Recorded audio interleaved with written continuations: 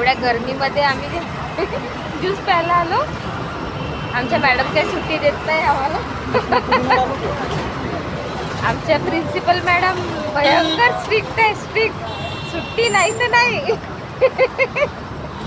लिंबू शरबत पाचतात एवढ्याने बरं आहे, बाहेर फिरवतोय.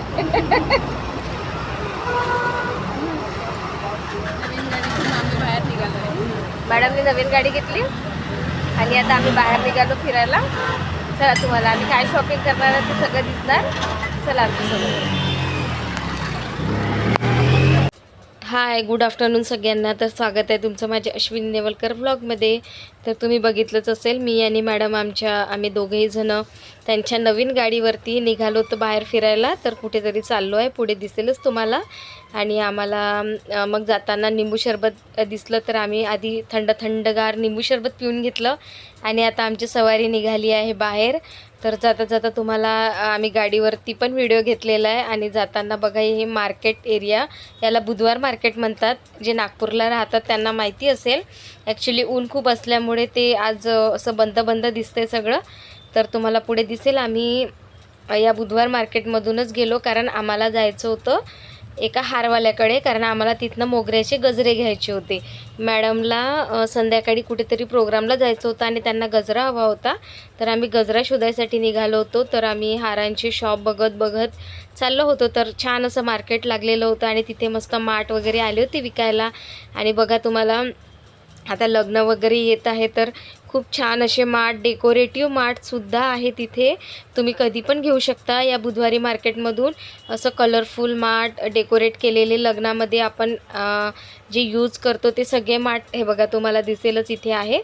तर तुम्ही नक्की जाऊन बघा. आणि आता तिथनंच आम्ही मिरची मार्केटमध्ये पण गेलो होतो कारण मॅडमला मिरची बघायची होती, त्यांना भाव बघायचे होते काय सुरू आहे. तर मग आम्ही तिथे 1-2 भाव पण विचारले. मग त्या मॅडम बोलल्या की नंतर येऊ घ्यायला, कारण आम्ही काही पिशवी बॅग असं काही घेतलेलं नव्हतं सोबत. त्यामुळे फक्त भाव विचारून पुढे गेलो, कारण आम्हाला महत्त्वाचं होतं गजरा घेणं. तर आम्ही तेवढ्या उन्हामध्ये निघालो होतो गजरा शोधायला. आणि हे बघा किती सुंदर असे माठ आहे. तर आता लगनसराई असल्यामुळे भरपूरसं असं मार्केटमध्ये खूप काही आहे विकायला. आणि गजरा आम्हाला बघायचा होता मोगऱ्याचा. तर जाता जाता असं भरपूर शॉप पडले. मग एका शॉपमध्ये आम्हाला गजरा मिळाला. मग मॅडमनी 100 रुपयाचा गजरा घेतला. बघा तुम्हाला दिसेल 100 रुपयाचा गजरा किती छोटा मिळाला. म्हणजे इतकं महाग झालेलं आहे फ्लॉवर्स वगैरे की आता गजरे पण खूप महाग मिळत आहे. बघा 100 रुपयाला फक्त त्यांनी 3 माळा दिल्या होत्या आम्हाला.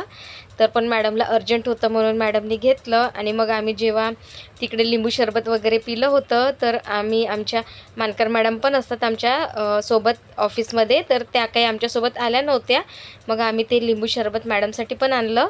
तर आता बघा, मॅडम त्यांना ग्लासमध्ये लिंबू शरबत काढून देत आहे. आणि त्या म्हणत होत्या की माझ्यासाठी पण आणलं का असं वगैरे आमच्याशी बोलत होत्या त्या. तर हो म्हटलं. आणि हे आम्ही पुदिना फ्लेवरचं त्यांच्यासाठी घेतलेलं होतं लिंबू शरबत. मॅडमने पण घेतलं होतं आणि मी साधं लिंबू शरबत घेतलेलं होतं. आणि हे आमचं ऑफिस आहे. तर अशा प्रकारे आम्ही एन्जॉय करत असतो नेहमी सगळे मिळून.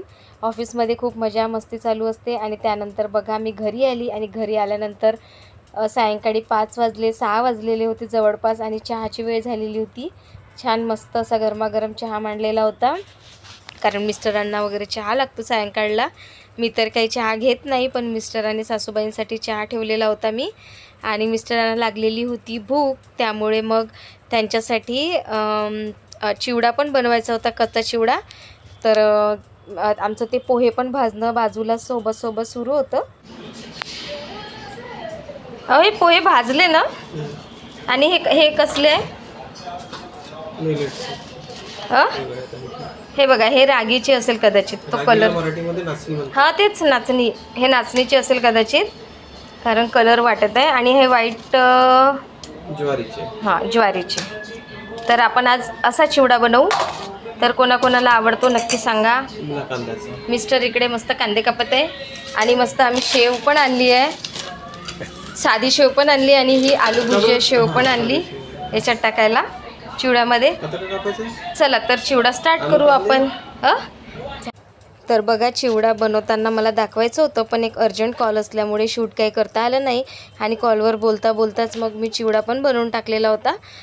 तर ते दाणे वगैरे सगळे मिक्स करून त्यामध्ये तिखट, मीठ, तेल, हळद असं सगळं मिक्स केलेलं आहे आणि आता शेव कृषिकाने वरून टाकलेली आहे. तर बघा, आम्ही चिवडा अशा प्रकारे रेडी केला आणि त्यानंतर कृषिकाला म्हटलं तू शेव टाक वरनं, तर तिने मस्त अशी शेव दिली सगळ्यांना. चला, आम्ही मस्त आता चिवडा बनवलेला आहे, एक नंबर. तर आता खाऊ.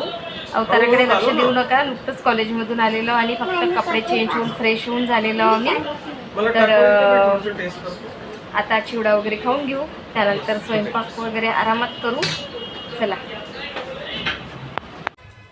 तर बघा, चिवडा वगैरे खाणं झालं आमचं. त्यानंतर मग म्हटलं कुकर वगैरे लावून देते, म्हणजे तोपर्यंत कुकर होता आणि एका साईडला कणिक वगैरे पण मळवून घेते. तर म्हटलं सर्वात आधी कुकर लावते. तर मला भात आणि कृषिकासाठी वरण पण लावायचं होतं, त्यामुळे मग मी मोठंच कुकर घेतलेलं होतं. कारण सकाळचा पण थोडासा भात होता, तो पण त्याच कुकरमध्ये गरम करायला ठेवलेला होता मी. आणि मिस्टरांचं माझं थोडंसं बोलणं चालू होतं तिथे, कारण आता मला चंद्रपूरला यायचं आहे परत. तर मिस्टर बोलत होते की तुमची तारीख झाली का कन्फर्म, कारण तुला जायचं आहे. तर हेच आमचं बोलणं चालू होतं. तुम्हाला नेक्स्ट व्हिडिओमध्ये कळेल की मी चंद्रपूरला कशासाठी येते आहे तर परत. तर कारण एक सस्पेन्स व्हिडिओ तुम्हाला येणार आहे त्याआधी, त्यानंतर तुम्हाला कळेल की पुढच्या व्हिडिओमध्ये मी का बरं येते आहे. तर बघा, माझे व्हिडिओ तुम्ही कंटिन्यू बघत राहा, तुम्हाला नक्कीच समजेल की मी कशासाठी येते आहे चंद्रपूरला. एक प्रोग्राम आहे, तर तो कसला आहे आणि कसली डेट कन्फर्म झाली आहे हे तुम्हाला नक्की कळेल. तर बघा, अशा प्रकारे बोलता बोलता तुमच्यासोबत आणि मिस्टरांसोबत माझा कुकर पण रेडी झालेला आहे आणि आता मी त्याला गॅसवरती ठेवून देते, म्हणजे कुकर होतपर्यंत इकडे माझं कणिक मळवण्याचं पण काम सुरू राहील. त्यासाठी मी सर्वात आधी कुकर लावला आणि इकडे बघा आता कणिक घेतली मळायला. तर कणिक वगैरे मळून घेते आहे आणि हा फ्रंट कॅमेऱ्यानी तुम्हाला दिसत असेल, त्यामुळे मी लेफ्ट हँडनी कणिक मळताना दिसत असेल, पण कॅमेरा माझा फ्रंट होता त्यामुळे लेफ्ट हँड दिसतोय, नाहीतर मी राईट हँडनीच पोळ्या करते आहे. आणि बघा, सगळे गोळे वगैरे मी मस्त करून ठेवून देते, म्हणजे आधी थोड्या वेळ कणिक मी भिजवून ठेवली होती, त्यानंतर मग तेल टाकून मग परत कणिक मळली, म्हणजे पोळ्या खूप छान होतात, मऊ होतात आणि माझ्या हातच्या पोळ्या तर बरेच जणांना आवडतात. बरेच जण बोलतात की तुझ्या हातच्या पोळ्या छान होतात. जे माझे व्हिडिओ बघतात त्यांना माहिती आहे माझ्या हातच्या पोळ्या कशा होतात तर. आणि अशा प्रकारे आमच्या पोळ्या वगैरे पण रेडी होत होत्या. मी गोळे वगैरे करून ठेवले होते आणि म्हटलं पटापट पोळ्या वगैरे करून घेते. आणि कृषिकासाठी मला पराठा वगैरे करून द्यायचा होता, पनीर पराठा, कारण दृष्टी पण आलेली होती. दृष्टीला, कृषिकाला दोघांनाही मी पनीर पराठा करून दिला आहे. तर पोळ्या झाल्यानंतर मग मी दोघांना पराठा करून दिला. दोघांचाही मग नाश्ता झाला, कारण मग मला नंतर भाजी करायची होती, पण भाजीला वेळ होता, मी थोडा उशिराच भाजी बनवली. त्यासाठी आधी मी कुकर आणि पोळ्या रेडी करून ठेवून दिल्या होत्या आणि मग भाजी गरम गरम केली. तर अशा प्रकारे माझ्या पोळ्या पण पूर्ण झालेल्या होत्या. तर बघा, आता मी पोळ्या वगैरे करत आहे. तर पोळ्या वगैरे झाल्यानंतर जास्ती तर काही करायच्या नव्हत्या, कारण चिवडा वगैरे खाणं झालं होतं, त्यामुळे भूक तर काही फारशी होती नाही. फक्त मिस्टरांपुरत्या पोळ्या केल्या आणि कृषिकाला आणि दृष्टीला पराठे करून दिले, बस तेवढ्याच पोळ्या केलेल्या होत्या मी. आणि मिस्टरांना पराठे हवे होते, तर तेलाचे त्यांना पराठे करून दिले. आणि इकडे बघा, आता मी कृषिकाला आणि दृष्टीला छान पनीर पराठा करून दिला होता, रोल केलेला. तर त्या दोघींना मी हॉलमध्ये नेऊन पण दिला.